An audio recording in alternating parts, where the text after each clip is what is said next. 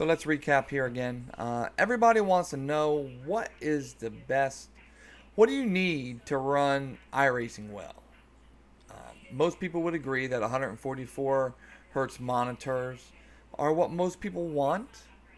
And if you want to get the most out of your 144 hertz monitor, you want 144 FPS or, something close to it. So, what do you need to actually run 144 frames per second and it to be pretty good? High settings. So, as you can see here, I guess it will be to my left, other left.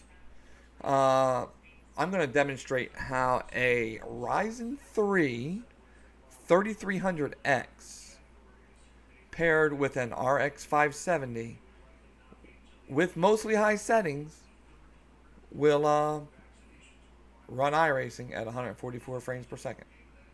What do you guys think? Think it'll do it?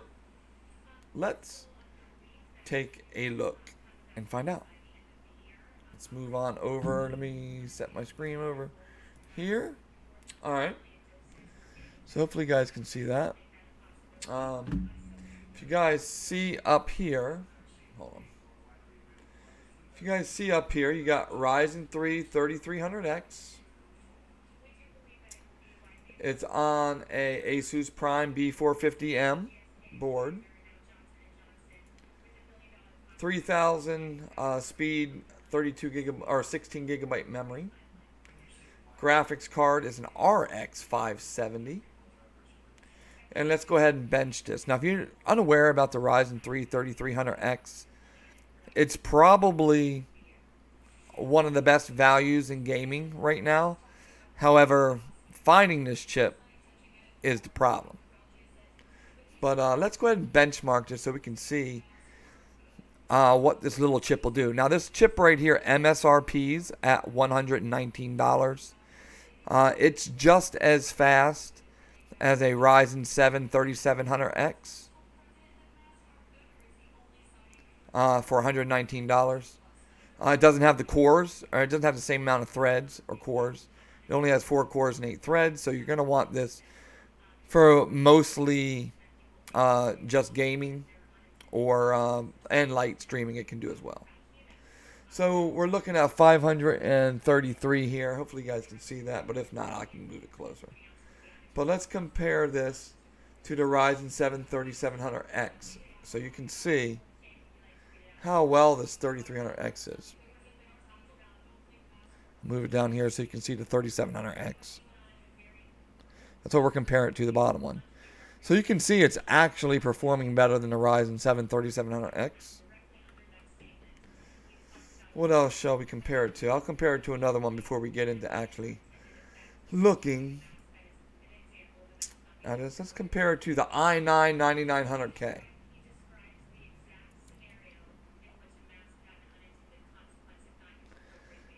It's not too far off of the i9 9900K out of the box. And this is a Ryzen 3 3300X, which is a $119 chip. So the ideal here is to get 144 frames per second with as little money as possible. And we're pairing this with a $120 RX 570. Can we get 144 frames? Let's have a look. What do you guys think about the new UI? I think it sucks. Alright. Let's go ahead and... what shall we get into here? Let's go to Daytona and have a look.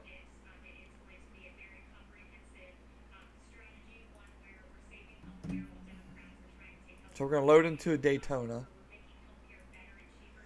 Mostly because I have more cars than the other one, so I wanted to put a little bit more of a strain on it. But you'll be able to see here that without a doubt you can get 144 frames per second on a single monitor with very little buy-in. And I sell a lot of these kits for single monitor. Now, they will also run triple monitors just with a little lower settings with medium and some high. But if you're looking for 144 frames per second and mostly high settings, you don't have to reach too far into the pocket.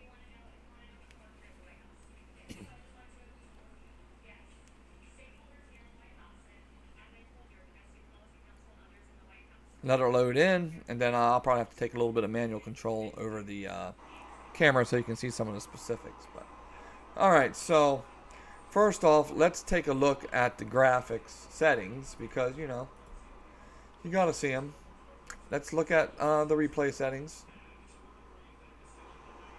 We're gonna look at all the settings there.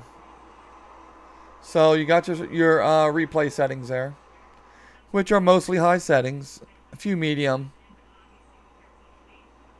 shadows on, everything's on there. But let's take a look at the graphics settings. Again, this is a single monitor, but have a look. Everything's on high. On the left-hand side, that's all your good stuff. Shadow maps are off. That's the only thing that's off. That some people might use. It also uses a lot of resources. Okay. And then you can see on the right-hand side, just you can pause the video when it's done to take a look at these more in depth. But the key is you can get into iRacing very easy and run 144 frames per second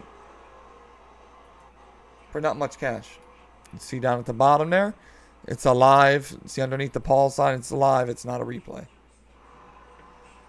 So let's jump on board with somebody in cockpit view because this is how we're going to race. I'm going to move the camera a little to the right so you can see the frames per second there. Now we're going down the front stretch where it's rendering the pits and the grandstand, so that's about as low as you're going to get. You saw it dip to about 120. But here we are in a pack with, as you saw, high settings. We are holding 100 and we're back down on the back stretch now where there's more stands. But still we drop to 120s, 130s, and it goes right back up to over 140s. Even hitting 180s right now. Doing a little wrecking now. But the point is, you don't have to break the bank to run single monitor, high frames per second. Again, we're on the front stretch now, so this will be the worst case scenario as the pits and everything are rendering. But as you can see, you're getting really, really decent frames per second. Let's go back into a pack here somewhere. Or did everybody wreck out? Here we go. But pretty good performance.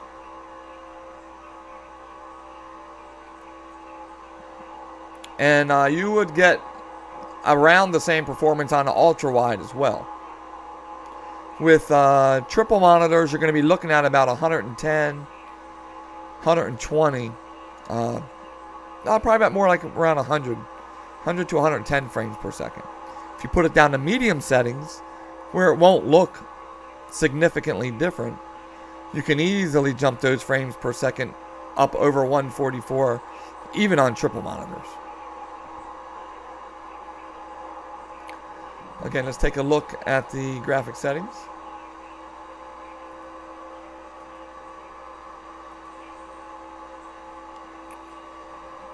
There you go. As you can see, take a look at the left-hand side. It looks like the sky and clouds on medium, but everything else on high detail.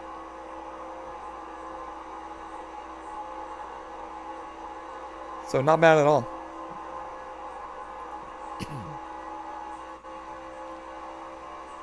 Here we are in the middle of the pack again, down the front stretch. We're down to 114, 115.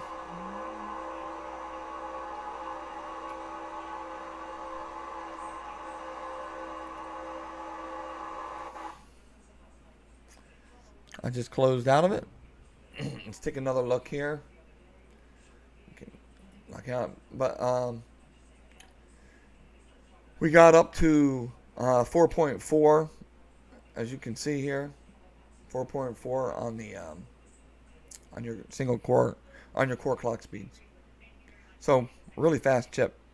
3300X, $119. It's pretty hard to beat.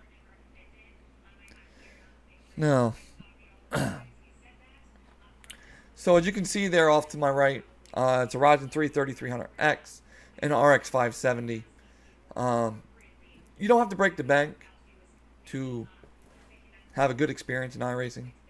Um, what temps were you running? I'll go right to that here in a second. Jeffrey will pan back over and take a look what it was running. But there's 3300X is a fantastic chip, 119 MSRP, and the RX 570 is about 119 bucks too. And you saw we were running on mostly high settings. Let's take a look at. Mr. Merck wants to know what we were looking at for temperatures. So let's take a look at that. Move this over here. I might have to move this in so you can see it. But where my arrow cursor is the highest temperature it was running. 72 degrees Celsius.